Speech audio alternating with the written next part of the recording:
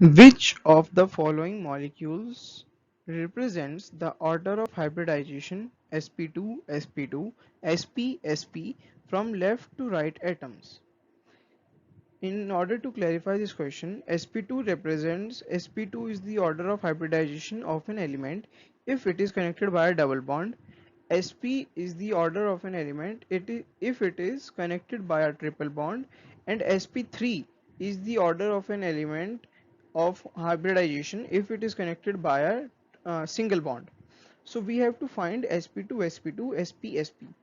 In order to find sp2 sp2 pair, we have to look for a double bond. We can find it here, here, and in here. In three parts, it is second, third, and fourth. But we have to have sp2 sp2 hybridization in the front.